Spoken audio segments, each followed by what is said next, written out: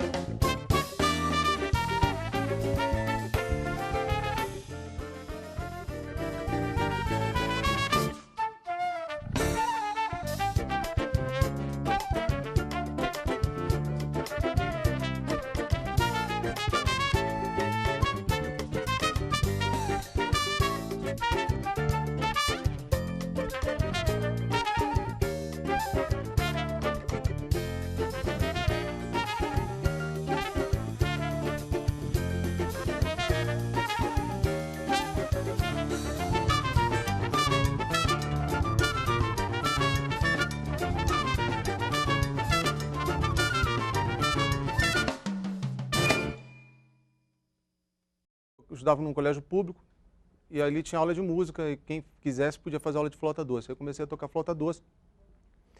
Aí com 10 anos eu parei de ter aula no colégio, fui ter aula particular. Aí tive aula particular com o Carlos Malta, muito engraçado. Assim. O Carlos Malta virou um grande músico, né? E dava aula de flauta doce para mim quando eu tinha uns 10 anos, assim, antes de eu ter antes de eu tocar flauta transversa. E era bem Caxias, era 3 vezes por semana, assim, era um barato, assim. Aí eu comecei a tocar, minha musicalização foi por ali. E aí depois comecei a ouvir choro, mas minha família não é de músico. Eu sou o primeiro músico da família. Mas aí de vez em quando eu ouvia coisa na TV de choro, aí falava com a minha mãe, pô, quando tiver show me leva. Aí tinha uma temporada no Planetário da Gávea lá no Rio. Aí eu ouvi Altamiro, ouvi Abel Ferreira, ouvi Rossini Ferreira, ouvi, enfim, o Copinha, Joel Nascimento, Rafael Rabelo.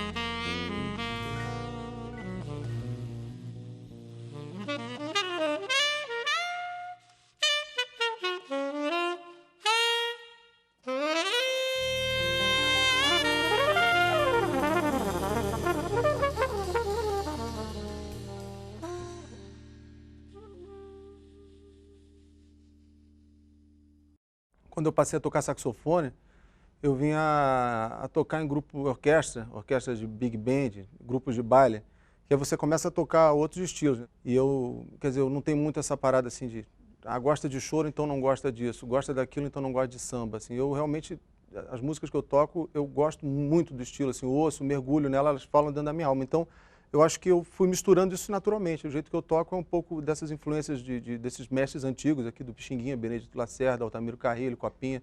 Acho que eu tenho um pouco disso e um pouco desses outros músicos contemporâneos, né? Nivaldo Ornelas, o John Coltrane. Assim.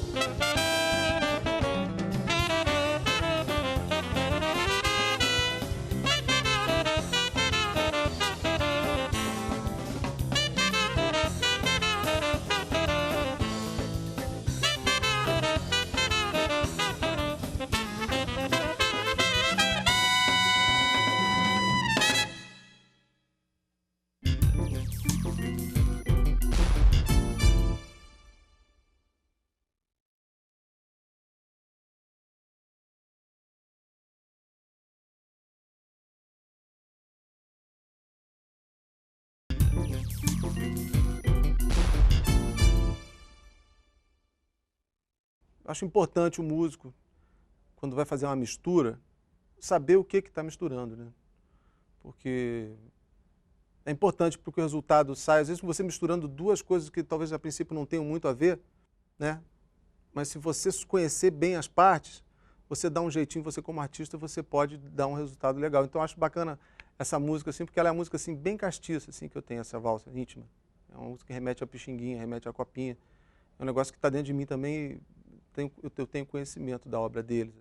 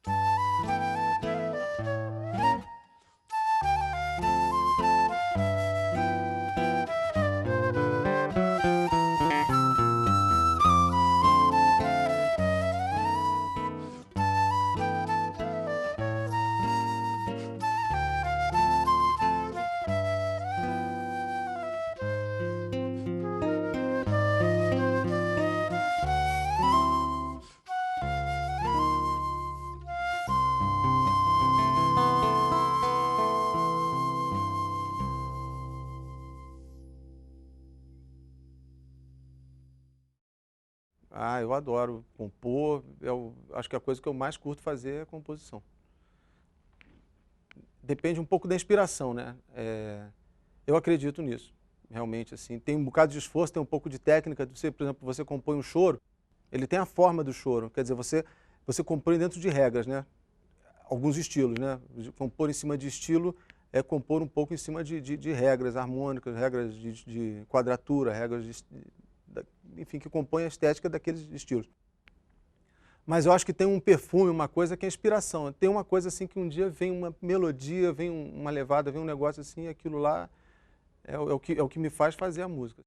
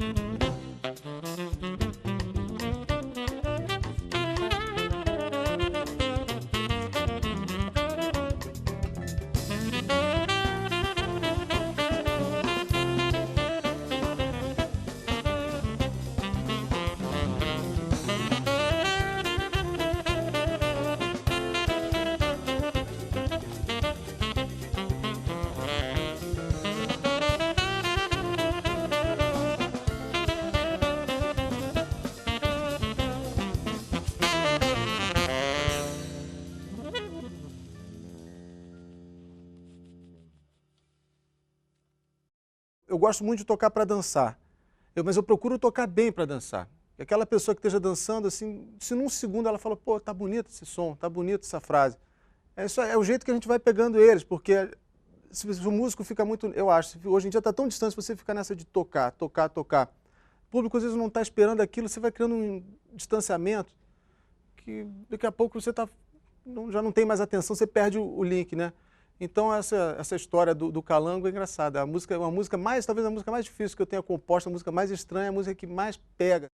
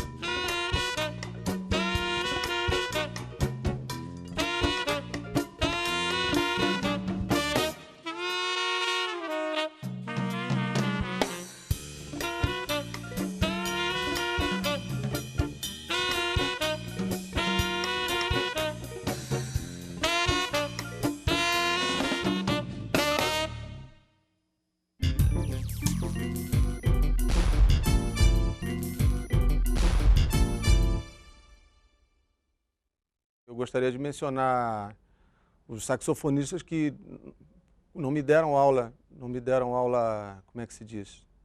Aquela aula que você paga e vai na casa, mas acabou que era o Idriss Baudrillard, né, o francês, o Nivaldo Ornelas, realmente me ajudou muito, me ajuda, a gente é muito amigo, a gente tem um trio chamado Os Três Tenores, eu, ele e o Marcelo Martins. Então eu diria que todos os saxofonistas que eu toquei, o Aurino, o Macaé, o Lelei, o Vitor Mota, esses caras todos, o Zé Carlos Bigorna, são músicos da minha geração, Newton Rodrigues, trompete, o Roberto Marques, são grandes músicos realmente que eu aprendi e aprendo ainda tocando com eles, né?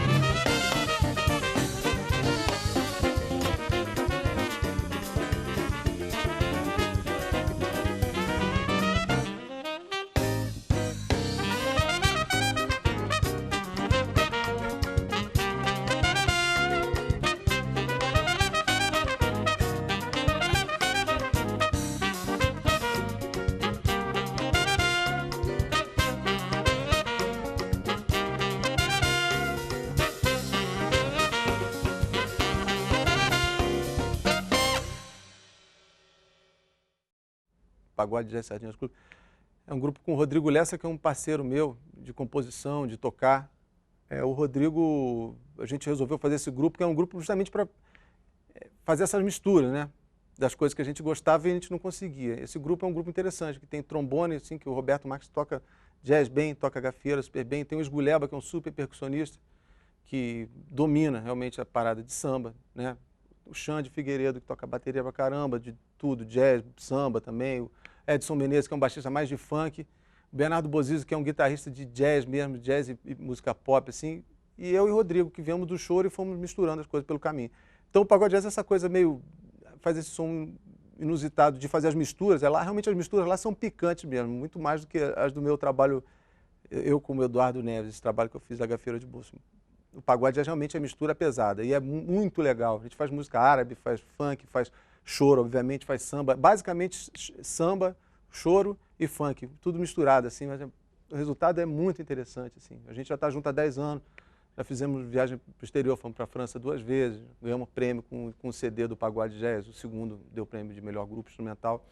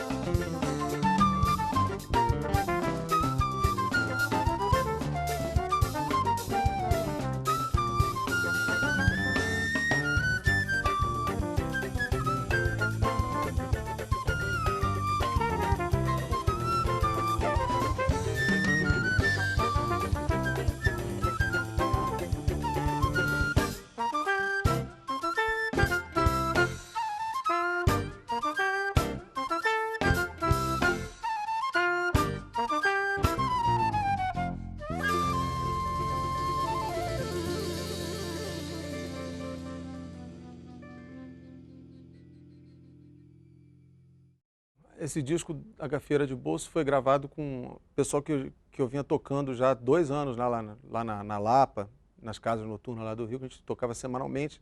O trabalho amadureceu ali. É o Paulo Camanga na bateria, o Luiz Luchá, que toca comigo lá na banda do Zeca, toca contrabaixo, o Fernando Moraes de piano e o Bernardo Bozizzo, que toca comigo no Pagode Jazz tocando violão. E no sopro sou eu e o Rui Alvim. Aí o disco tem, como o disco é mais fácil de você fazer participação especial, então tem algumas faixas que tem uma pequena orquestra, tem percussão, o Jaguara gravou a percussão no disco, o Esgulheba gravou também. Quer dizer, aí a gente vai chamando os amigos, mas o grupo originalmente parece um pouco com esse, que é um sexteto, né? Mas a formação, os instrumentos mesmo são diferentes, né? Não tem cavaco, não tem violão, tem piano e tem um clarinete ao invés do trompete. Mas eu tenho vindo muito a Brasília também tocar, e aqui tem o pessoal do choro, né? O Fernando, o Pedrinho, então a gente sempre toca junto. As músicas se prestam a essa linguagem também mais assim de samba, mais de cavaco e violão, menos jazzística, né? O repertório é praticamente o mesmo, mas a roupa é outra.